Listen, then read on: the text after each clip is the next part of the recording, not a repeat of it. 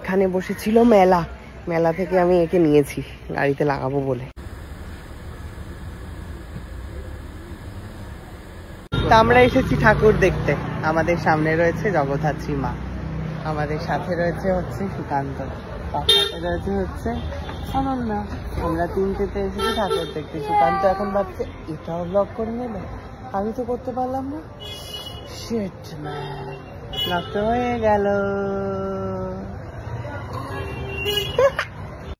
তো আমরা চলে এসেছি ঠাকুর দেখতে, আর ভীষণ ভালো লাগছে। বেশ একদম চন্দননগরের মতো ভাইবস ছিল এখানে, বেশ ভালো লাগছিল। তোমরাই কমেন্ট করে জানাও কেমন লাগছে। এখানে অনন্যা সুকান্ত ঠাকুর দেখছে, দেখতেই পাচ্ছেন।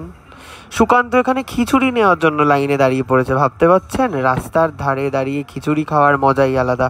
আপনারা নিশ্চয়ই খান অনেকেই, আমি তো খাই মাঝে মধ্যে। তো এখানে খিচুড়ি খাওয়া দেখে একটু বাদেই দেখতে পাবেন এখানকার যিনি পুজোর দায়িত্বে ছিলেন, তিনি আমাদেরকে খাওয়ার পাঠিয়ে দিয়েছে, মানে বেঁধে দিয়ে দিয়েছে, বলেছে যে যাও বাড়িতে গিয়ে খেও সবাইকার সাথে। আর আমরা প্রচণ্ড মজা পেয়েছি ব্যাপারটাতে। আরো একটা ঠাকুর দেখতে এসেছি, সুন্দর দেখতে প্যান্ডেল, কি সুন্দর দেখতে,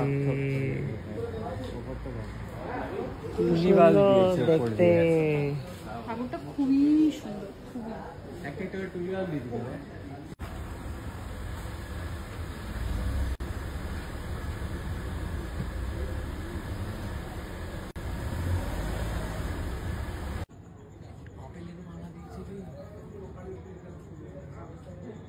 কি সুন্দর রে, ওপরে না পেয়ারা আপেল নিয়ে খেয়ে নিবি, খাবি?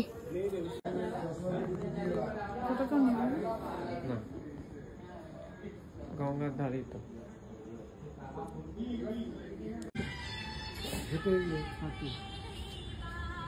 আমরা একটা বিশাল বড় ঠাকুরের দেখা পেয়েছি। বিশাল বড় মানে বিশাল বড়।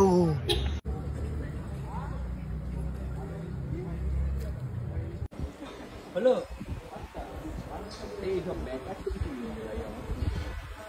ঠিক আছে রাখ।